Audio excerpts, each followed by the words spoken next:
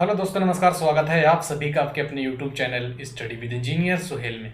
तो दोस्तों, जैसे मैंने आपसे कल कहा था कि दोस्तों यूपीएसआई की जो मूल विधि है दोस्तों, उसके बेस्ड क्वेश्चन प्रैक्टिस सेट हम लोग लेकर आने वाले हैं। दोस्तों, आज हम लोग डिस्कस करने वाले हैं मूल विधि का प्रैक्टिस सेट 1। ठीक है। तो दोस्तों, मोस्ट इंपॉर्टेंट क्वेश्चंस आपके लिए लेकर आया हूं दोस्तों इस सेट में। और जो भी दोस्तों मैं सेट आपके कराता हूं मूल विधि में, वो सभी सेट आप लोग जरूर देखें। और आज पहला दोस्तों हम लोग सेट डिस्कस करने वाले हैं मूल विधि का। ठीक है दोस्तों। तो चलिए दोस्तों, क्लास स्टार्ट करने से पहले आप सभी लोगों से रिक्वेस्ट, सभी लोग चैनल को दोस्तों सब्सक्राइब जरूर कर दें और बेल आइकन दबा दें दोस्तों। वीडियो को लाइक करके शेयर आगे जरूर कर दें। ठीक है। चलिए दोस्तों, और ये पीडीएफ दोस्तों जो मैंने पूरी क्वेश्चंस की बनाई है आपकी, ये पूरी पीडीएफ दोस्तों आपको टेलीग्राम पर भेज दूंगा। आपके वीडियो अपलोड कर दी मैंने 8 बजे। उसके बाद दोस्तों आपकी ये पीडीएफ 9 बजे तक आपके पास पहुंच जाएगी। ठीक है। तो दोस्तों, यूट्यूब का लिंक भी मैंने दे रखा है। अगर किसी को आप अपनी ये पीडीएफ भी भेजेंगे तो उसके पास तक हमारा चैनल भी पहुंच जाएगा। ठीक है। तो चलिए दोस्तों, सबसे पहले हम लोग बात कर लेते हैं टेलीग्राम लिंक वगैरह दोस्तों मैंने इसमें दे रखा है आपको। और ट्विटर भी लिंक मैंने दे रखा है दोस्तों। आप सभी लोग ट्विटर पर जाकर भी फॉलो कर लीजिए। वहां पर हम लोग नई नई चीजें करते रहेंगे। ठीक है दोस्तों, हमारे यूट्यूब चैनल पर जाकर सभी क्लास देखें। आपके लिए बहुत ही अच्छे से हमने सारी क्लास को कवर कर रखा है, खास तौर से उत्तर प्रदेश पुलिस की। ठीक है। चलिए दोस्तों, सब्सक्राइब तो आप कर ही देंगे। और पीडीएफ की दोस्तों बात करूं तो पीडीएफ आप लोग टेलीग्राम पर जाकर डाउनलोड कर लीजिएगा। ठीक है। आईपीसी का निचोड़ दोस्तों हम लोग बिल्कुल इसमें निचोड़ करने वाले हैं दोस्तों। जो हम लोग ये सीरीज चला रहे हैं, इसमें पूरी तरीके से निचोड़ कर देंगे हम लोग। रोज हम लोग डिस्कस करेंगे 25 से 50 क्वेश्चन। ठीक है दोस्तों। तो चलिए दोस्तों, हम लोग डिस्कस करते हैं अपनी क्लास को। तो सबसे पहला दोस्तों देखिए, क्वेश्चन आपके सामने लिखा होगा, भारतीय दंड संहिता कब लागू हुई। एक एक चीज दोस्तों आपको इसमें समझने वाली चीज है। और बहुत ही जबरदस्त दोस्तों ये क्वेश्चंस हैं जो मैं सभी क्वेश्चंस लेकर आया हूं आपके लिए। तो आप लोग कमेंट में आंसर जरूर बताइएगा कि 25 क्वेश्चन में से आप कितने क्वेश्चन ठीक ठीक बना पाए हैं दोस्तों। ठीक है। इसका आंसर आप लोग कमेंट में मुझे जरूर बताइएगा। चलिए दोस्तों, स्टार्ट करते हैं हम लोग अपनी क्लास को। ठीक है। तो सबसे पहले दोस्तों कौन सा क्वेश्चन लिखा है हमारा? क्वेश्चन दोस्तों आपका क्या है हमारा? भारतीय दंड संहिता कब लागू हुई। यहां बात दोस्तों हो रही है आपकी आईपीसी की। ठीक है। आईपीसी की बात आपकी हो रही है, भारतीय दंड संहिता आपकी कब लागू हुई थी। तो दोस्तों इसका ऑप्शन आप बताइए। 6 दिसंबर 1860 को, 5 दिसंबर 1860 को, 1 जनवरी 1860 को, या फिर आपका 1 जनवरी 1862 को। तो दोस्तों इसका जो राइट आंसर होगा वो होगा दोस्तों 1 जनवरी 1862 को। जो भारतीय दंड संहिता थी दोस्तों, वो आपकी लागू हुई थी 1 जनवरी 1862 को। ठीक है। कब लागू हुई थी दोस्तों? आपकी 1 जनवरी 1862 में। ठीक है। भारतीय दंड संहिता आपकी लागू हुई थी। अब दोस्तों क्या है, ये जो लागू हुई थी आपकी भारतीय दंड, देखिए हम लोग हर चीज से कुछ ना कुछ समझते चलेंगे। ऐसा नहीं होगा दोस्तों हम लोग आए यहाँ पर सिर्फ आपके ऑप्शन करवाए, टिक करवाए और चले गए। ठीक है। हम कुछ ना कुछ उससे सीखते हुए चलेंगे, क्योंकि उसी बेसिक से आपके क्वेश्चन पूछे जाते हैं। कहीं से हट बच के भी अगर क्वेश्चन पूछ लिया गया है दोस्तों, तब आप लोग उस क्वेश्चन को लेकर करके चले जाएंगे आराम से। ठीक है। तो हम लोग उसको आराम से हर चीज को डिस्कस करते हुए चलेंगे। क्लियर दोस्तों बात? तो जो 1 जनवरी 1862 से दोस्तों जो लागू हुई थी आपकी भारतीय दंड संहिता, ये केवल दोस्तों कहाँ लागू हुई थी? ये केवल लागू हुई थी दोस्तों आपकी भारत में। ठीक है। भारत में केवल ये दोस्तों लागू हुई थी। छोड़ जम्मू एंड कश्मीर में दोस्तों ये लागू नहीं हुई थी। ये दोस्तों आपकी जम्मू एंड कश्मीर में लागू नहीं हुई थी। ये सिर्फ दोस्तों आपकी कहाँ लागू हुई थी? दोस्तों भारत में लागू हुई थी। क्लियर इतनी बात सभी को? तो दोस्तों जम्मू एंड कश्मीर में दोस्तों फिर क्या चलता था? अगर हमारी आईपीसी से वहां पर न्याय या सजा वगैरह नहीं दी जाती थी, तो सोचने वाली बात यह भी है कि जम्मू एंड कश्मीर में फिर किससे दोस्तों हमें सजा मिल, वहां के अगर क्राइम वगैरह होते थे तो किसके जरिए सजा वहां पर सुनाई जाती थी? तो दोस्तों वहां पर चलता था आपका आरपीसी। ठीक है। आरपीसी को दोस्तों हम लोग बोल देते थे रणवीर पीनल कोड। ठीक है। Ranveer penal code. ठीक है। तो दोस्तों इसके तहत वहां सजा सुनाई जाती थी। ठीक है। आरपीसी वहां पर आपकी चलती थी, क्योंकि वहां पर आपके आईपीसी जो भारत में चलती थी, तो वहां पर आपकी क्या है, जम्मू एंड कश्मीर में चलती थी आपकी आरपीसी। अब संपूर्ण भारत में दोस्तों आपकी कब लागू हुई दोस्तों, हम लोग ये भी देख लेते हैं। तो संपूर्ण भारत में दोस्तों आपकी कब लागू हुई, तो संपूर्ण भारत में दोस्तों आपकी लागू होती है 31 अक्टूबर 2019 से। ठीक है, कब से लागू होती है दोस्तों आपकी, 31 अक्टूबर 2019 से दोस्तों क्या होती है, संपूर्ण भारत में आईपीसी लागू हो जाती है। ठीक है, संपूर्ण भारत में, संपूर्ण भारत में। इतनी बात अब सबको क्लियर हो गई। इस क्वेश्चन से कुछ भी अगर किसी का बचा हो तो कमेंट करके जरूर बताना, कुछ भी किसी का बचा हो। क्या बताया दोस्तों मैंने, भारतीय दंड संहिता कब लागू हुई दोस्तों, आपकी लागू होती है दोस्तों 1 जनवरी 1862 को। और यहां से दोस्तों आपका क्या बच जाता है, जम्मू एंड कश्मीर को छोड़कर ये आपकी लागू हुई थी कब, 1 जनवरी 1862 से। ठीक है, और जम्मू एंड कश्मीर में फिर कैसे दोस्तों न्याय या सजा वगैरह मिलती थी, तो वहां चलता था दोस्तों आपका आरपीसी, जिसे हम बोलते थे रणवीर पीनल कोड। ठीक है, जिसे हम लोग क्या बोलते थे, रणवीर पीनल कोड दोस्तों हम लोग इसे बोलते थे। और संपूर्ण भारत में दोस्तों अगर हम भारतीय दंड संहिता की बात करें तो संपूर्ण भारत में आपकी लागू हो गई थी 31 अक्टूबर 2019 से। क्लियर इतनी बात सभी को। नेक्स्ट क्वेश्चन पे चलें दोस्तों। चलिए दोस्तों, फिर नेक्स्ट क्वेश्चन दोस्तों हमारा क्या कहता है, नेक्स्ट क्वेश्चन दोस्तों आपका क्या कहता है, भारतीय दंड संहिता या आईपीसी 1860 की धारा 1, ठीक है, धारा 1 किससे संबंधित है, किससे संबंधित है बताइए, अपराध की परिभाषा से, या फिर संहिता का नाम और उसके परिवर्तन के विस्तार से, या फिर संहिता का नाम और उसके क्षेत्राधिकार से, या फिर इनमें से कोई नहीं। बताइए सभी लोग, जल्दी से आंसर दीजिए मुझे। भारतीय दंड संहिता 1860, ठीक है, आईपीसी 1860 दोस्तों जो थी, इसकी धारा 1, ठीक है, धारा 1 दोस्तों किससे संबंधित है बताइए जल्दी से सभी लोग कमेंट करिए। तो दोस्तों को संबंधित है दोस्तों आपकी संहिता का नाम और उसके परिवर्तन के विस्तार से। ठीक है, संहिता का नाम और उसके परिवर्तन के विस्तार से दोस्तों हमारी संबंधित है। ठीक है, क्लियर है इतनी बात सभी को। चलिए दोस्तों आगे हम लोग बात कर लेते हैं, भारतीय दंड संहिता का समुद्र में क्षेत्राधिकार कितनी समुद्री मील तक फैला है। ठीक है, यहां से मान लीजिए कोई समुद्र का एरिया है, ठीक है, तो मतलब कितनी समुद्री मील तक जो है हमारा क्षेत्राधिकार फैला है, कहां दोस्तों, भारतीय दंड संहिता का समुद्र में। ठीक है, तो कितने समुद्री मील तक दोस्तों फैला है, आपके ऑप्शन कौन कौन से हैं, 12 समुद्री मील, 8 समुद्री मील, 10 समुद्री मील, या फिर 18 समुद्री मील। तो जल्दी से दोस्तों आप लोग बताइए कौन सा दोस्तों इसका आंसर होगा। तो दोस्तों इसका आंसर होगा, जल्दी से बताइए दोस्तों इसका आंसर।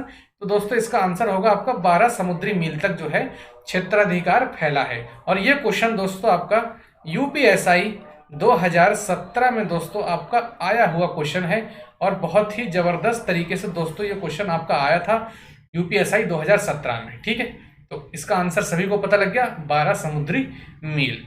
चलिए दोस्तों आगे हम लोग देखते हैं दोस्तों क्या है दोस्तों क्वेश्चन आगे हमारा। दोस्तों हमारा क्वेश्चन है दोस्तों, मेंस रिया से क्या तात्पर्य है। ठीक है, मेंस रिया से क्या तात्पर्य है, क्या तात्पर्य है बताइए आप लोग, सभी लोग बताइए एक बार, क्या होगा दोस्तों मेंस रिया से क्या तात्पर्य है, आशय से, ज्ञान से, दुराशय से, या फिर हेतु से। अब मेंस रिया के बारे में थोड़ा मैं आपको बता देता हूं दोस्तों, मेंस रिया के बारे में थोड़ा मैं आपको बता देता हूं, मेंस रिया। ठीक है, तो मेंस रिया को दोस्तों अगर मैं आपको समझाऊं तो मेंस रिया का मतलब दोस्तों होता है आपका, जैसे जल्दबाजी दोस्तों कह देते हैं हम लोग, ठीक है, लापरवाही कह देते हैं, जैसे क्या हो जाता है दोस्तों, लापरवाही। ठीक है, और क्या कह देते हैं हम लोग, असावधानी, असावधानी, और क्या कह देते हैं हम लोग, इसको ही कह देते हैं दोस्तों दुराशय। ठीक है, तो मेंस रिया, दुराशय वगैरह दोस्तों इसी में ही होता है। आपका मेंस रिया मतलब होता है लापरवाही करना, असावधानी बरतना। जैसे आप मोटरसाइकिल से जा रहे हैं दोस्तों, आपने असावधानी बरती और किसी का दोस्तों आपने एक्सीडेंट कर दिया, तो वो आपकी गलती से हुआ है, आपने असावधानी बरती थी। तो मेंस रिया से क्या तात्पर्य हो जाएगा दोस्तों, इसका आंसर कौन सा हो जाएगा दोस्तों, ऑप्शन नंबर सी, कौन सा हो जाएगा आपका, दुराशय। क्लियर है इतनी बात सभी को, मेंस रिया क्लियर हो गई सभी को दोस्तों। अगर एक एक चीज आपको समझ में आ रही हो तो वीडियो को दोस्तों जरूर लाइक कर दें और चैनल को दोस्तों सब्सक्राइब जरूर कर लें। ठीक है, चलिए दोस्तों नेक्स्ट क्वेश्चन दोस्तों हम लोग अगर डिस्कस करते हैं तो क्या है, भारतीय दंड संहिता आईपीसी 1860 में लॉर्ड मैकाले द्वारा प्रारूपित संहिता का संशोधित संस्करण है।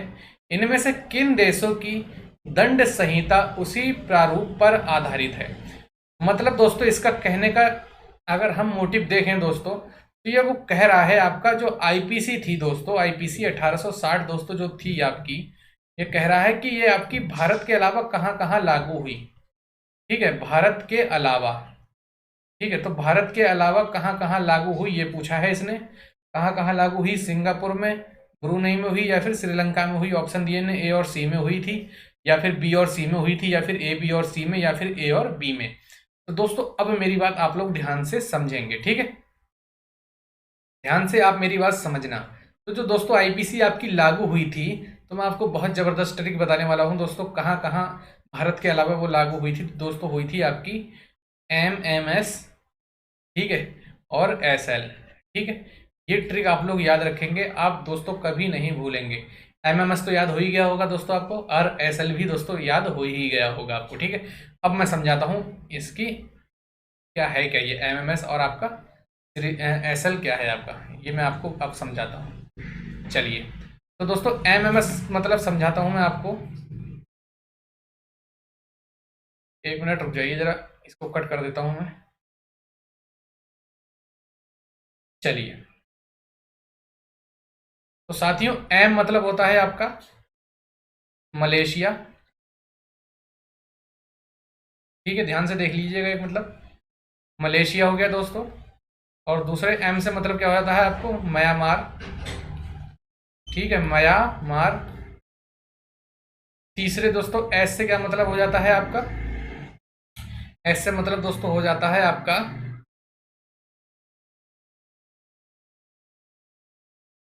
श्रीलंका। और दोस्तों क्या मतलब हो जाता है आपका, ब्रुनेई। ब्रुनेई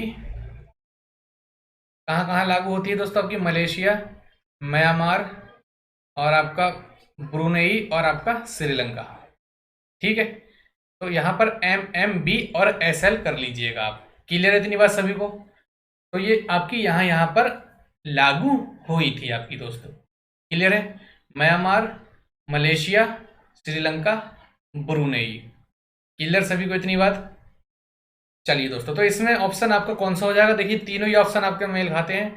सिंगापुर, सिंगापुर दोस्तों देखो यहाँ भूल गया था मैं, एमएमएस, मलेशिया, म्यांमार, और आपका क्या है सिंगापुर।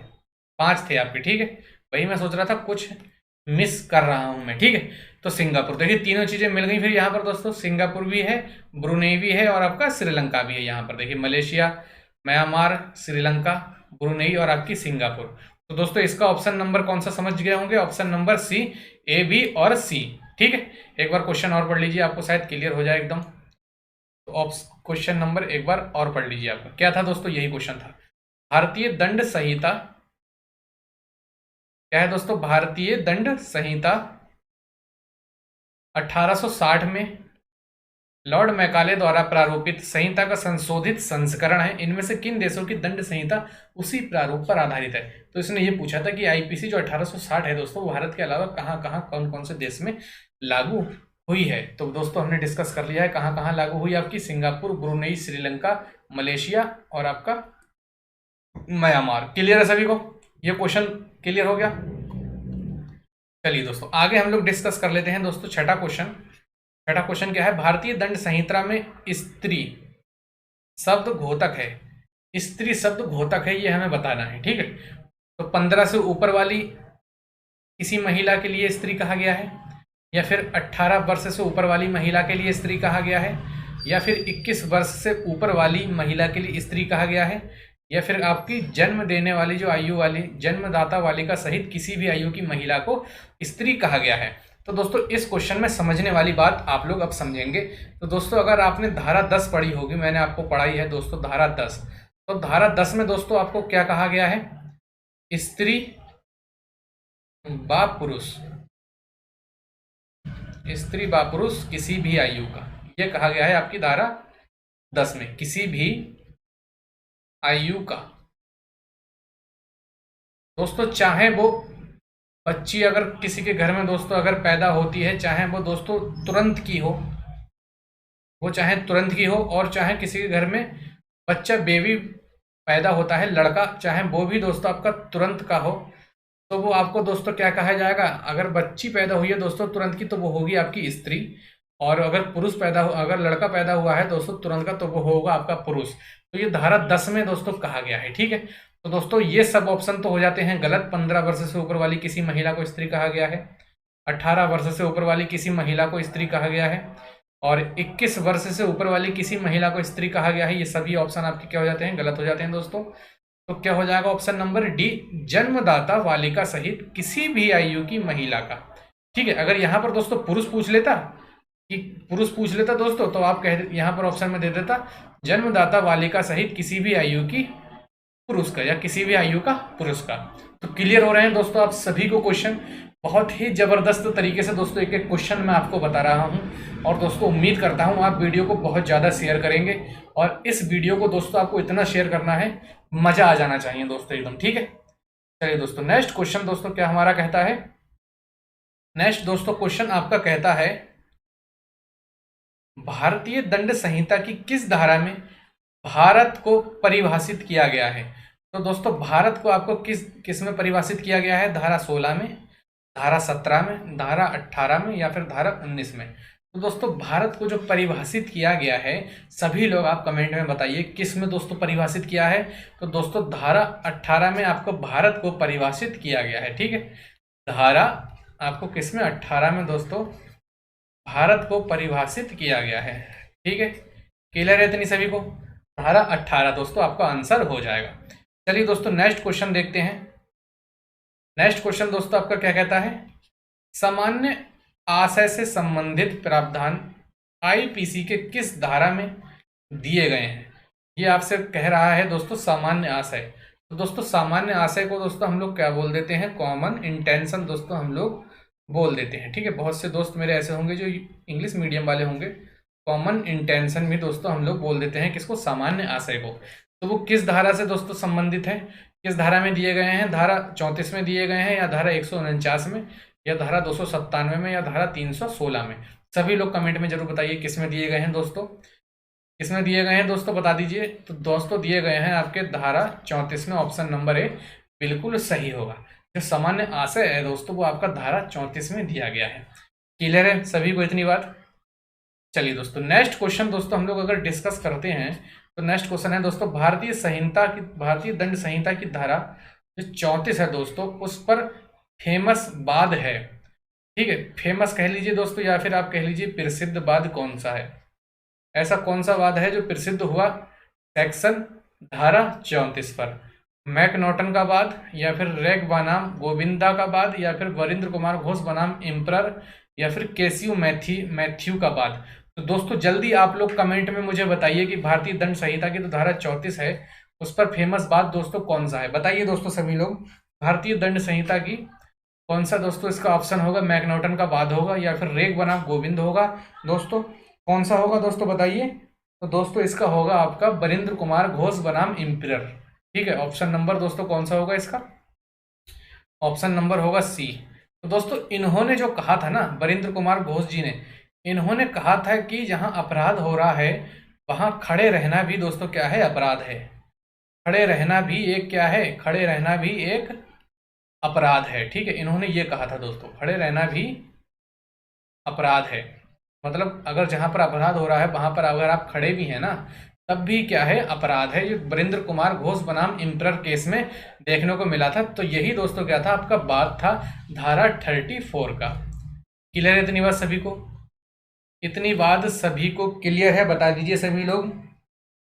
और दोस्तों ये केस आपका कब होता है दोस्तों? ये केस दोस्तों आपका होता है, लिख लीजिएगा आप, वरिंद्र कुमार घोष बनाम एम्परर वाला दोस्तों अगर बात आ गई है तो बता देता हूं दोस्तों आपको, ये केस दोस्तों आपका कब होता है? तो दोस्तों ये केस होता है आपका 1924 में। आप लोग इसको याद रखेंगे, वरिंद्र कुमार घोष बनाम एम्परर, भारतीय दंड संहिता की धारा 34 पर ये एक फेमस वाद था। ठीक है दोस्तों, चलिए आगे दोस्तों हम लोग अगर डिस्कस करते हैं साथियों मेरे, तो आगे है दोस्तों अपराध की परिभाषा। क्वेश्चन नंबर 10, अपराध की परिभाषा दी गई है, किसमें दी गई है? भारतीय दंड संहिता 1860 के अध्याय 2 में, या फिर सीआरपीसी की धारा 1973 की धारा 2N में, या फिर आपका किसमें, भारतीय साक्ष्य अधिनियम 1872 की धारा 3 में। बता दीजिए साथियों किसमें दिया गया होगा आपका, बता दीजिए दोस्तों किसमें दिया होगा।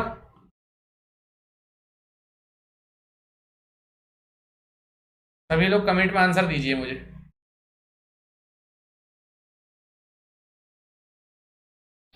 या फिर इसने बोला है उपरोक्त सभी। तो दोस्तों जो बात है आपकी, जो क्या है क्वेश्चन दोस्तों आपका है, अपराध की परिभाषा किस में दी गई है। तो दोस्तों अपराध की परिभाषा की अगर मैं बात करूं तो दोस्तों दी गई है आपकी सीआरपीसी की धारा 1973, जो सीआरपीसी है 1973 की धारा 2N में। ठीक है, तो धारा 2N में दोस्तों दिया गया है, तो ऑप्शन नंबर दोस्तों इसका बी बिल्कुल सही होगा। ठीक है, चलिए आगे दोस्तों डिस्कस करते हैं हम लोग। क्वेश्चन नंबर 11 क्या कहता है दोस्तों, आईपीसी 1860 के अधीन धारा 42 जो है स्थानीय विधि कहाँ पर लागू होगी। धारा 42 में कहता है कि स्थानीय विधि कहाँ पर लागू होगी। तो कहाँ पर लागू होगी, संपूर्ण भारत में लागू होगी, या फिर भारत के किसी विशिष्ट भाग पर, या फिर भारत के किसी भाग पर, या फिर इनमें से कहीं भी नहीं लागू होगी। तो स्थानीय विधि मतलब दोस्तों होता है विशिष्ट भाग। ठीक है, स्थानीय विधि मतलब दोस्तों होता है विशिष्ट भाग। तो आप यहाँ पर देखिए कोई ऑप्शन में दिख रहा है आपको संपूर्ण भारत पर, भारत के किसी विशिष्ट भाग पर, यस। तो दोस्तों आप लोग क्या कह देंगे, आप लोग कह देंगे ऑप्शन नंबर बी बिल्कुल राइट होगा, भारत के किसी विशिष्ट भाग पर दोस्तों क्या है लागू होगी आईपीसी 1860 के अधीन धारा 42। ठीक है, चलिए दोस्तों आगे दोस्तों हम लोग डिस्कस कर लेते हैं।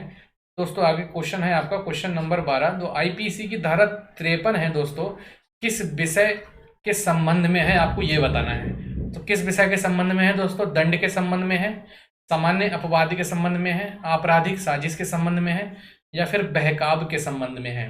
जो धारा 53 है दोस्तों वो किस विषय के संबंध में है। तो दोस्तों उसका ऑप्शन नंबर होगा दोस्तों आपका, बता दीजिए कौन सा होगा। तो दोस्तों होगा आपका ऑप्शन नंबर ए दंड। अब दंड भी दोस्तों आपके क्या कितने होते हैं दोस्तों, दंड भी दोस्तों आपके कितने होते हैं, 5 प्रकार के दोस्तों आपके दंड होते हैं। ठीक है, दंड भी आपके कितने होते हैं, 5 प्रकार के। चलिए दोस्तों नेक्स्ट क्वेश्चन हम लोग देखते हैं।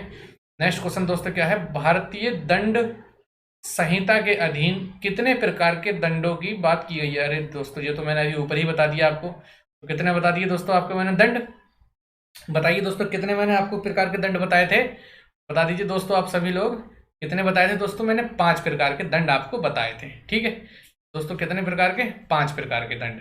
ठीक है, अब कौन कौन से 5 प्रकार के दंड होते हैं दोस्तों आप लोग, ये तो आपको पता होगा या नहीं पता है, बता दीजिए सभी लोग। अगर पता है तो बता दीजिए, नहीं पता है तो बता दीजिए। एक तो दोस्तों हो जाता है आपका कौन सा, मृत्यु दंड। एक तो दोस्तों क्या हो जाता है, मृत्यु दंड। दूसरा हो जाता है दोस्तों आपको आजीवन कारावास। ठीक है, आजीवन कारावास दोस्तों हो जाता है। और तीसरा दोस्तों हो जाता है आपको कारावास। तो कारावास ये तीसरा वाला दो है दोस्तों, इसमें तो होता है आपका जटिल कारावास, जटिल भी कह सकते हैं, हार्ड कह सकते हैं, और एक कह देते हैं सरल कारावास। अब ये जटिल और सरल कौन सी वाला आ गई आप लोग सोच रहे होंगे। तो दोस्तों जो सरल होता है ना, तो इसमें आपको जेल में क्या है, रोटी तोड़नी होती है खाली। जेल में क्या करनी होती है आपको, सिर्फ इसमें दोस्तों जेल में सिर्फ क्या करनी होती है, आपको रोटी तोड़ना है। और दोस्तों जो जटिल होता है इसमें आपसे क्या करवाई जाती है, मजदूरी वगैरह, चक्की वगैरह चलवाई जाती है, मतलब जितना भी लेबरिंग वाला काम है तो वो जटिल कारावास में आपको करना पड़ता है। ठीक है, बात क्लियर है दोस्तों। फिर एक दोस्तों क्या होता है आपका प्रॉपर्टी वाला होता है मसला।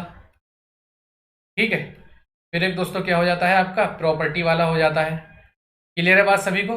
तो कितने प्रकार के दंड होते हैं दोस्तों आपके, 5 प्रकार के दंड आपको देखने को मिलते हैं।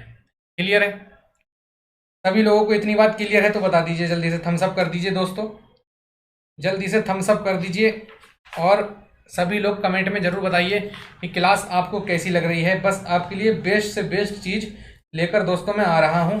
बस आप क्या है, आपका थोड़ा सहयोग चाहिए दोस्तों। क्या चाहिए दोस्तों, आपका थोड़ा सहयोग चाहिए। ठीक है, चौथा क्या था, प्रॉपर्टी। और 5वां में दोस्तों हम लोग अगर बात कर लें तो 5वें में दोस्तों क्या हो जाता है, जुर्माना आपका आ जाता है। ये भी तो दोस्तों दंड ही है एक, जुर्माना। ठीक है, जुर्माना भी तो दोस्तों एक क्या है, दंड ही है जुर्माना, या फिर अर्थदंड भी इसको हम लोग कह देते हैं। क्लियर है इतनी बात। कौन कौन से थे, एक तो मृत्युदंड था, आजीवन कारावास, एक तो कारावास था जटिल, और एक सरल था। फिर क्या है, प्रॉपर्टी से दोस्तों संबंधित आता है, या फिर संपत्ति का संपहरण भी इसे कह देते हैं हम लोग, क्या कह देते हैं, संपत्ति का संपहरण। ठीक है, संपत्ति संपहरण, संपत्ति संपहरण भी हम लोग इसको कह देते हैं। क्लियर हो गई इतनी बात, सभी को बता दीजिए सभी लोग। और दोस्तों इसमें एक केस मुझे याद आ रहा है दोस्तों, इसमें एक केस हुआ था आपका बच्चन सिंह बनाम पंजाब सरकार के बीच। इसमें एक केस हुआ था दोस्तों आपका किसके बीच, बच्चन सिंह बनाम पंजाब सरकार। ठीक है, तो मैं यहां पर समझाता हूं कौन सा केस था दोस्तों इसका। एक केस था दोस्तों बच्चन सिंह बनाम पंजाब सरकार, पंजाब सरकार। ठीक है, तो इसमें क्या हुआ था दोस्तों, इस केस में बच्चन सिंह बनाम पंजाब सरकार में, तो दोस्तों इन्होंने इसमें क्या कहा था, इन्होंने कहा था मृत्यु दंड तभी मिलेगा, मृत्यु दंड आपको कब मिलेगा, मृत्यु दंड आपको कब मिलेगा दोस्तों, इन्होंने कहा कि बहुत ही कोई घोर अपराध किया हो उसके लिए ही मृत्यु दंड मिलेगा। ठीक है, घोर अपराध के लिए ही मृत्यु दंड मिलेगा, इन्होंने इसमें कहा था, या गंभीर मामले में मृत्यु दंड मिलेगा। घोर अपराध, या फिर इसको हम लिख सकते हैं गंभीर मामला भी हम लोग इसको लिख सकते हैं। ठीक है, गंभीर मामले के दौरान ही दोस्तों मृत्यु दंड मिलेगा। ये केस था आपका बच्चन सिंह बनाम पंजाब सरकार का, आप लोग इसको याद रखेंगे। क्लियर इतनी बात सभी को। चलिए दोस्तों फिर नेक्स्ट क्वेश्चन दोस्तों हम लोग डिस्कस करते हैं। नेक्स्ट क्वेश्चन दोस्तों आपका क्या है, पहले इसको रफ कर दूं क्योंकि इसका क्वेश्चन का था नहीं, ये ऊपर का था, नीचे जगह थी वहां मैंने लिख दिया था। चलिए साथियों, सबको क्लास अच्छी लग रही है तो जल्द से जल्द दोस्तों क्लास को लाइक आप लोग जरूर कर दें। ठीक है, फिर दोस्तों क्वेश्चन नंबर 14 क्या है, राम ने एक अपराध किया जिसके लिए उसे सजा जो है सिर्फ दोस्तों कितनी, 40 रुपए का जुर्माना था। मतलब इसने कोई क्राइम किया, ठीक है, उसने कोई क्राइम किया तो उसकी सजा कितनी थी, सिर्फ 40 रुपए थी। लेकिन वह इस राशि का भुगतान नहीं कर पाया, मतलब वो 40 रुपए दोस्तों आपके नहीं दे पाया। कौन, राम। तो क्या कह सकता है, फिर आईपीसी की धारा 67 के अनुसार उसे भुगतान न करने के लिए अधिकतम कितने महीने की कैद हो सकती है, अधिकतम कितने महीने की कैद हो सकती है, इसमें ये क्वेश्चन आपका पूछा है। पैसे कितने दोस्तों इस पे थे, पैसे थे दोस्तों उसको 50 रुपए देता और दोस्तों वो छूट जाता, ये जुर्माना था दोस्तों, उसने नहीं दिए तो दोस्तों उसको सजा होगी यहाँ पर 2 माह की। ठीक है, सजा होगी उसको कितनी, 2 माह की। अगर यही दोस्तों मैं बात करूं आपकी, समझिए आप मेरे केस को, इसका आंसर तो दे दीजिए आप, फिलहाल 2 आंसर होगा दोस्तों इसका। अगर यहीं पर दोस्तों इसको जुर्माना होता आपका 100 रुपए का, अगर जुर्माना दोस्तों इसको होता 100 रुपए का, और अगर वो 100 रुपए दोस्तों नहीं दे पाता जुर्माना, तो दोस्तों उसको कितनी सजा होती, दोस्तों उसको सजा होती 4 माह की। ठीक है, क्लियर इतनी बात सभी को। अब मान लीजिए 100 रुपए से ऊपर जुर्माना होता, 100 प्लस जुर्माना होता दोस्तों, 100 से ऊपर अगर इसको जुर्माना होता, यहाँ लिख लीजिएगा दोस्तों ये क्या है, जुर्माना। अगर क्लास अच्छी लग रही है दोस्तों, आपको समझ में आ रही है चीज़, तो आप दोस्तों लाइक जरूर कर दें, बस आपसे यही रिक्वेस्ट है। ठीक है, और चैनल को सब्सक्राइब करके आगे अपने मित्रों तक शेयर जरूर कर दें बस। ठीक है, अगर जुर्माना इसको 100 प्लस होता, मतलब आपको 120 101 होता या 120 होता, कितने भी अगर 100 प्लस होता दोस्तों, तो उसको जो सजा होती तो वो होती आपकी 6 माह की। कब होती सजा, जब ये जुर्माना आपका नहीं दे पाता, तब उसको कितनी सजा होती, 6 माह की सजा होती। क्लियर इतनी बात सभी को, एक एक चीज क्लियर हो रही है। चलिए दोस्तों आगे वाला क्वेश्चन हम लोग डिस्कस करते हैं। फिर दोस्तों क्वेश्चन क्या है आपका, ए बंदा जो है एक छड़ी से बी को 50 बार मारता है। ठीक है, जो ए है दोस्तों, ए ने मार दिया किसको, बी को। जो ए बंदा दोस्तों है, मैं एक एक चीज रिलेट करके आपको समझा रहा हूं ताकि आपको समझ में आए। ए मारता है बी को कितनी बार दोस्तों, 50 बार मारता है।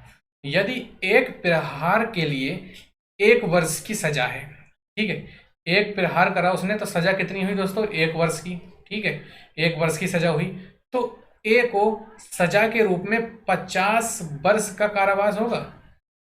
अरे यार ये तो क्वेश्चन बड़ा घुमा रहा है दोस्तों, ये तो क्वेश्चन बड़ा घुमा रहा है। आपको क्या कह रहा है, ए एक छड़ी से बी को 50 बार मारता है, यदि एक प्रहार के लिए 1 वर्ष की सजा है, तो ए को सजा के रूप में 50, मतलब 50 लाठी अगर उसने मारी है दोस्तों, मान लीजिए 50 लाठी इसने मारी है, तो क्या इसे 50 वर्ष की सजा होगी, नहीं दोस्तों। आपको मैं बताता हूं कि क्राइम दोस्तों क्या है, आपका अपराध क्या होता है दोस्तों। क्राइम मतलब अगर 1 लाठी मारो चाहे आप 1 लाठी मारो, चाहे आप 50 लाठी मारो, ठीक है, आप क्राइम तो कर ही रहे हैं। ठीक है, आप क्राइम तो दोस्तों कर ही रहे हैं। 1 लाठी के लिए भी सजा उतनी ही होगी और 50 लाठी के लिए भी सजा आपकी उतनी ही होगी। अपराध आपके दोनों ही हैं। तो क्या 50 वर्ष का कारावास होगा उसको? नहीं होगा। नहीं बता सकते? बता सकते हैं हम। मृत्युदंड मिलेगा? अरे नहीं यार, लाठी मारने से मृत्युदंड मिल गया तो मेरे हिसाब से आधी जनसंख्या ऐसे ही खत्म हो जाएगी। ठीक है, तो क्या होगा, इसको 50 वर्ष का कारावास होगा, यही पूछा था हमसे। तो 50 वर्ष का कारावास उसको नहीं होगा। तो ऑप्शन नंबर क्या हो जाएगा आपका? बी हो जाएगा। क्लियर इतनी बात सभी को? चलिए दोस्तों, आगे हम लोग डिस्कस करते हैं। फिर दोस्तों क्या कहलाता है हमारा आगे वाला क्वेश्चन? 16वां, निम्नलिखित कार्यों में से किसके द्वारा दुष्प्रेरण, देखिए कहीं कहीं लिखने में मिस्टेक हुई है, आप लोग उसको थोड़ा नज़रअंदाज कर दीजिएगा। ठीक है, अब नया नया लड़का रखा है दोस्तों, दोस्त रखा है अपना भाई, ये समझ लीजिए। तो क्या है, वो टाइपिंग में थोड़ी मिस्टेक कर देता है। ठीक है, तो दुष्प्रेरण का अपराध किया जा सकता है। निम्नलिखित कार्यों में से किसके द्वारा दुष्प्रेरण का अपराध किया जा सकता है? षड्यंत्र के द्वारा, तैयारी के द्वारा, धमकी के द्वारा, कोशिश के द्वारा। तो दोस्तों अपराध या दुष्प्रेरण दोस्तों जो होता है ना, इसके लिए पूरा एक क्या होता है दोस्तों? षड्यंत्र रचाया जाता है। ठीक है, इसके लिए एक पूरा षड्यंत्र दोस्तों रचाया जाता है। जैसे मूवी वगैरह में दोस्तों आपने देखा होगा, पूरा षड्यंत्र रचाती हैं लड़कियां, औरतें कि इसको कैसे मारना है, इसको कैसे मारना है, सास बहू और चक्कर चलते ही रहते हैं नहीं इधर उधर। तो क्या है, षड्यंत्र रचाती हैं सब लोग, है नहीं। तो क्या है, दुष्प्रेरण का अपराध किया जा सकता है किसके द्वारा दोस्तों? षड्यंत्र के द्वारा। ऑप्शन नंबर 1 बिल्कुल आपका राइट आंसर है। ठीक है, चलिए दोस्तों आगे हम लोग डिस्कस कर लेते हैं। दोस्तों नेक्स्ट क्या है क्वेश्चन आपका? नेक्स्ट क्वेश्चन दोस्तों हो जाता है आपका, भारतीय दंड संहिता की किस प्रावधान में आपराधिक षड्यंत्र के लिए दंड दिया गया है? मतलब आपराधिक षड्यंत्र दोस्तों आपने ऊपर देखा होगा, तो उसके लिए दंड भी तो होगा दोस्तों। तो दंड दोस्तों किसके द्वारा मिलेगा दोस्तों? उसको दंड बताइए। 124 के द्वारा मिलेगा या फिर 120 के द्वारा? तो मिलेगा नहीं दोस्तों, 121 के द्वारा भी नहीं मिलेगा। तो दोस्तों किसके द्वारा मिलेगा दंड आपको? धारा 120 की बी के द्वारा इसका क्या है, दंड आपको मिलेगा। ठीक है, आपराधिक षड्यंत्र के लिए। चलिए दोस्तों आगे हम लोग डिस्कस कर लेते हैं क्वेश्चन। आगे दोस्तों क्वेश्चन क्या है हमारा?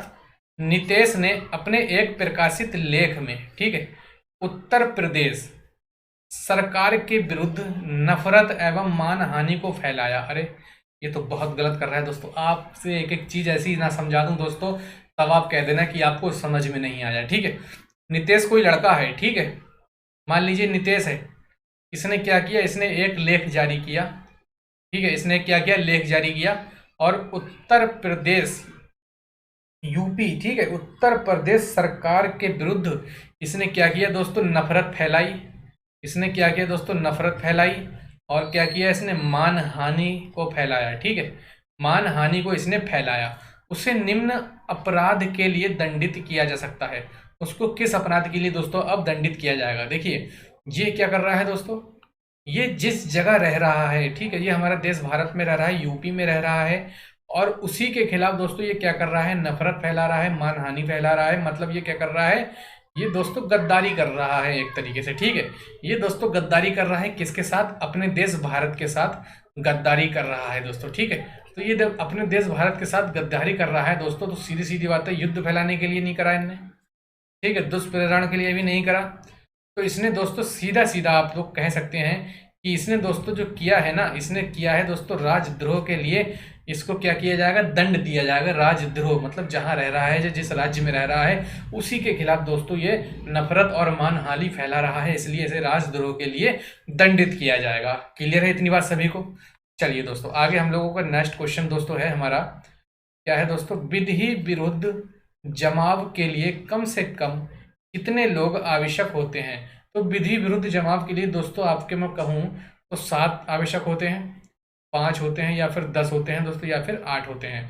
तो विधि विरुद्ध जमाव के लिए दोस्तों आपके होते हैं 5 लोग। ठीक है, तो ऑप्शन नंबर दोस्तों बी आपका बिल्कुल राइट होगा। तो विधि विरुद्ध जमाव के लिए कम से कम 5 लोग होना आवश्यक है। ठीक है, 5 लोगों का होना आवश्यक है आपका। ठीक है, चलिए दोस्तों नेक्स्ट क्वेश्चन दोस्तों हम लोग देखते हैं। तो नेक्स्ट क्वेश्चन कहता है दोस्तों आपका, बलवा के दोषी को कितने वर्ष के लिए कारावास से दंडित किया जा सकता है? जो बलवा का दोषी है उसे कितने वर्ष के कारावास के लिए दंडित किया जा सकता है? अब बलवा दोस्तों क्या होता है, दंगा आपका क्या होता है? ठीक है, बलवा दोस्तों आपका क्या हो जाता है? तो दोस्तों जो दंगा होता है, ठीक है, दंगा जो होता है दोस्तों वो आपका सार्वजनिक स्थान पर होता है। ठीक है, सार्वजनिक स्थान पर होता है, सार्वजनिक स्थान पर। सभी को क्लियर दिख रहा है?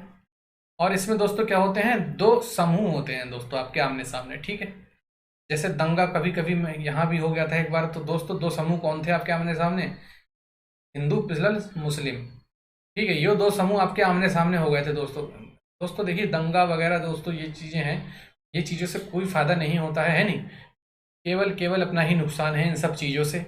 और हमेशा कोई भी बात मुद्दा बनाया जाता है तो हिंदू और मुसलमान पर ही बनाया जाता है, जबकि जनता दोनों ही दोस्तों अच्छी हैं। ना तो हिंदू खराब है ना तो मुसलमान खराब है, सभी लोग अच्छे ही हैं दोस्तों। अगर आप अच्छे हैं तो आपके सामने वाला भी इंसान अच्छा ही है। ठीक है, तो हिंदू और मुस्लिम दोस्तों क्या है, दंगा आपका सार्वजनिक स्थान पर होता है। अब हम बात करें बलवा की, तो दोस्तों जो बलवा होता है ना आपका, दोस्तों ये तो बलवा होता है ये सार्वजनिक स्थान पर नहीं होता है। ठीक है, ये सार्वजनिक स्थान पर नहीं होता है आपका, सार्वजनिक स्थान पर नहीं होता है आपका बलवा। ठीक है, ये बलवा जो है आपका सार्वजनिक स्थान पर नहीं होता है, और इसमें ग्रुप की भी या समूह की भी दोस्तों जरूरत नहीं होती है बलवे में। ठीक है, अब एक चीज बचती है दोस्तों आपकी, हम लोग जब डिस्कस कर रहे हैं तो पूरी तरीके से इस चीज को डिस्कस कर लेते हैं। फिर आपका क्या हो गया, देखिए दंगा भी मैंने बता दिया दोस्तों, बलवा भी मैंने आपको बता दिया। बचता क्या है आपका, बचता है दोस्तों, याद नहीं आ रहा है मुझे क्या बचता है, हमला। तो दोस्तों हमला क्या होता है, तो दोस्तों हमला जो होता है ना, अब जैसे मैं पढ़ा रहा हूँ आपको अभी, ठीक है, अभी मैं आपको पढ़ा रहा हूँ, तो एक तो हो गया मैं, चलिए थोड़ा ऊपर कर लेता हूँ मैं इसको, एक तो हो गया मैं दोस्तों अभी पढ़ा रहा हूँ आपको। ठीक है, मैं हो गया। अब मुझे नहीं पता मेरे पीछे से आकर कोई मुझ पर दोस्तों तेज धारदार हथियार से या किसी लाठी से दोस्तों, किसी लाठी से मेरे ऊपर वार कर देता है, तो ये दोस्तों जो वार किया इसने, तो इसके बारे में दोस्तों मुझे क्या थी, जानकारी नहीं थी। ठीक है, मुझे जानकारी इसमें नहीं थी, मुझे जानकारी इस बारे में नहीं थी। अब जब मुझे जानकारी नहीं थी दोस्तों, तो ये क्या हो गया, हमला हो गया। मतलब दोस्तों कहने का मोटा सा तात्पर्य इतना है कि इसमें एक जो बंदा होता है वो होता है इनएक्टिव, मतलब मैं। ठीक है, इनएक्टिव मतलब मुझे कोई भी इस बारे में नॉलेज नहीं थी, और दूसरा बंदा जो दोस्तों आपका वार करता है पहले पे, वो दोस्तों क्या होता है, एक्टिव होता है। क्लियर है इतनी बात सभी को? और इसका आंसर की अगर मैं बात करूं तो बलवा के दोषी को कितने वर्ष के लिए कारावास से दंडित किया जा सकता है, तो आंसर होगा दोस्तों इसका 2 वर्ष। ठीक है सर, आप सोचते होंगे सर इतना सब कुछ बता देते हैं उसके बाद में आंसर करते हैं। दोस्तों इतना सब कुछ इसलिए बता रहा हूँ, आपके टॉपिक भी यहीं पर क्लियर हो रहा है। कह दीजिए आपका क्लियर नहीं हो रहा है तो, एक एक चीज़ आपको यहीं क्वेश्चन से ही मैं बता रहा हूँ, और अभी भी आपका क्लियर नहीं हो रहा होगा तो बताइए फिर मैं क्या कर सकता हूँ इतने अच्छे तरीके से भी आपको बताने के बावजूद भी। चलिए दोस्तों नेक्स्ट क्वेश्चन दोस्तों हम लोग डिस्कस करते हैं 21वां। क्या है, सामान्य उद्देश्य को अग्रसर करने के लिए कम से कम कितने व्यक्ति होने चाहिए? बताइए, सामान्य उद्देश्य को अग्रसर करने के लिए, तो दोस्तों इसका ऑप्शन होगा आपका 5 व्यक्ति। सामान्य उद्देश्य को अग्रसर करने के लिए कम से कम 5 व्यक्तियों का होना जरूरी है। ठीक है, चलिए दोस्तों ये क्वेश्चन दोस्तों देखिए कितने बार मैं आपसे पूछ चुका हूं, आज ही पूछ रहा हूं, कौन सी धारा दंगा को परिभाषित करती है? दोस्तों मैंने टेलीग्राम पर भी आपके पिन किया था ये क्वेश्चन, वहां भी बहुत से लोगों ने गलत आंसर दिया था। आज तो बता दीजिए कम से कम आप लोग सही आंसर, 2-3 बार तो बता ही चुका हूं मैं। तो कौन सी धारा दोस्तों दंगा को परिभाषित करती है? धारा 159, धारा 160, धारा 161 या फिर धारा 168? सभी लोग बताइए कौन सी धारा दंगा को परिभाषित करती है? तो दोस्तों इसका ऑप्शन नंबर होगा ए, धारा 159 इसको परिभाषित करती है, दंगा को परिभाषित करती है। क्लियर इतनी बात सभी को? चलिए दोस्तों आगे दोस्तों हम लोग नेक्स्ट क्वेश्चन की अगर हम बात करते हैं दोस्तों, तो नेक्स्ट क्वेश्चन दोस्तों आपका क्या कहलाता है, लोक सेवक के लिए लोक कामों में बाधा डालना अपराध है, किस धारा के अंतर्गत आता है? जो लोक सेवक हैं दोस्तों आपके, लोक सेवक के लोक कामों में कोई भी अगर बाधा डालता है तो किस धारा के अंतर्गत दोस्तों अपराध है? तो धारा वो होगी दोस्तों आपकी आईपीसी की धारा 186 के अंतर्गत दोस्तों क्या है आपका, अपराध है। धारा आईपीसी की 186 के अंतर्गत दोस्तों इसे अपराध माना गया है, लोक सेवक के लोक कामों में बाधा डालना। ठीक है, चलिए दोस्तों आगे हम लोग अगर डिस्कस करते हैं दोस्तों, तो 24वां क्वेश्चन दोस्तों आपका क्या कहता है, मिथ्या सबूत देना। ठीक है, मिथ्या सबूत, क्या हम इसको बोल भी देते हैं, ये भी बोल देते हैं हम लोग मिथ्या साक्ष्य देना। ठीक है, मिथ्या साक्ष्य देना है, सबूत मतलब दोस्तों होता है साक्ष्य, या साक्ष्य मतलब होता है सबूत। मिथ्या मतलब दोस्तों होता है आपके झूठे, तो झूठे सबूत देना हिंदी में इसको कह देंगे हम लोग टोटल सबूत, ठीक है। झूठे सबूत देना का अपराध आईपीसी की कौन सी धारा में है? कौन सी धारा में है बताइए, सभी लोग जल्दी से कमेंट में बताइए, सभी लोग जल्दी से कमेंट में मुझे बताएंगे, सभी लोग जल्दी से कमेंट करिए। धारा 181 में है या धारा 182 में है आपका, किस में है जल्दी बताइए साथियों, साथियों जल्दी से कमेंट करिए किस में है दोस्तों। धारा 191 में, ऑप्शन नंबर सी वाला, ठीक है। मिथ्या सबूत देने का अपराध आईपीसी की धारा कौन सी है, किस में संबंधित है दोस्तों? 191 में आपका संबंधित है, ठीक है। चलिए लास्ट क्वेश्चन दोस्तों आज का हमारा कौन सा है? बलात्संग की पीड़ित का परिचय आईपीसी की किस धारा के अंतर्गत दंडनीय है? जो बलात्संग है दोस्तों, बलात्संग मतलब आप सभी लोग समझ ही रहे हैं, का पीड़ित का परिचय आईपीसी की किस धारा के अंतर्गत दंडनीय है? किसके अंदर है? 228 के अंतर्गत तो है नहीं दोस्तों, 376 में भी नहीं है, 380 में भी नहीं है दोस्तों। इसका ऑप्शन आपका एक ही बचता है, कौन सा है? 228 का। तो इसी के अंतर्गत दोस्तों क्या है आपका? बलात्संग है, ठीक है, बलात्संग है, ठीक है। बलात्संग की पीड़ित का परिचय, ठीक है, बलात्संग की पीड़ित का परिचय। तो दोस्तों ये हमारी आज की क्लास थी आपकी मूल विधि की दोस्तों, ठीक है। तो मूल विधि का दोस्तों ये पहला हम लोगों ने प्रैक्टिस सेट किया है, तो पहला प्रैक्टिस सेट में ही धुआं धुआं उठा दिया है। मुझे उम्मीद है आप सभी लोगों को दोस्तों ये प्रैक्टिस सेट बहुत ही ज़्यादा पसंद आया होगा, ठीक है। आप सभी लोगों को ये प्रैक्टिस सेट बहुत ही ज़्यादा पसंद दोस्तों आया होगा, और बहुत ही ज़बरदस्त तरीके से हमने सभी क्वेश्चन को दोस्तों इसमें कवर किया है आप सभी लोगों के लिए, ठीक है। तो आप लोगों को वीडियो दोस्तों कैसी लगी, और एक एक चीज़ अगर आपको समझ में आई हो दोस्तों, तो हम सब वीडियो को जरूर कर दें दोस्तों, और लाइक कर दें दोस्तों हमारी वीडियो को। और दोस्तों ये पीडीएफ आपको मिल जाएगी हमारे कहाँ पर दोस्तों? ये पीडीएफ दोस्तों आपको कहाँ मिलेगी? हमारे टेलीग्राम पर मिल जाएगी। ये टेलीग्राम का लिंक दोस्तों, ये देखिए टेलीग्राम का लिंक हमने यहाँ पर दे रखा है दोस्तों आपके लिए। तो यहाँ पर दोस्तों आपको हमारी ये पीडीएफ मिल जाएगी। और सभी लोग दोस्तों ट्विटर पर जाकर भी हम लोगों को फॉलो कर लें, ठीक है। तो ट्विटर पर जाकर सभी लोग दोस्तों फॉलो करें। ट्विटर का लिंक आपको ये दे रखा है मैंने, यहाँ पर ट्विटर अकाउंट है दोस्तों, जहाँ पर जाके आप फॉलो कर लीजिए। यहाँ पर भी मैं आपकी अपडेट वगैरह डालता रहता हूँ, और वैकेंसी के बारे में कोई भी अपडेट होती है ट्विटर पर सबसे पहले आपको देखने को मिलेगी, ठीक है। तो दोस्तों बस एक ही रिक्वेस्ट थी आपसे, यूट्यूब चैनल को दोस्तों सब्सक्राइब जरूर कर दें दोस्तों। जाकर चैनल को सब्सक्राइब करेंगे तो क्लास देखें दोस्तों। अगर इतनी अच्छी तरीके से मैंने आपको ये प्रैक्टिस सेट दोस्तों करवाया है यूपीएसआई के लिए दोस्तों, यूपीएसआई के लिए इतना ज़बरदस्त तरीके से प्रैक्टिस सेट लेकर आया हूँ। 9534 प्लस दोस्तों आपकी इसमें क्या रहनी है? पोस्ट रहनी है। तो दोस्तों आग लगा देगी दोस्तों ये प्रैक्टिस सेट। उम्मीद करता हूँ दोस्तों आपको बहुत अच्छी समझ में आई होगी। तो दोस्तों सभी लोग चैनल पर बने रहें, और लाइक शेयर जरूर कर दें दोस्तों, वीडियो को सब्सक्राइब चैनल को कर दें। मिलते हैं कल दोस्तों नए प्रैक्टिस सेट के साथ में, प्रैक्टिस सेट नंबर 2, और उसमें भी हम लोग गर्दा उड़ाने वाले हैं दोस्तों, धूम मचाने वाले हैं। स्टडी विद इंजीनियर सुहेल भी दोस्तों एक दिन उभरता हुआ आपको नजर आएगा, अगर आप लोगों का प्यार और मोहब्बत ऐसी ही बनी रही, ठीक है। चलिए दोस्तों मुलाकात होगी आपसे फिर नेक्स्ट वीडियो में, तब तक के लिए जय हिंद जय भारत।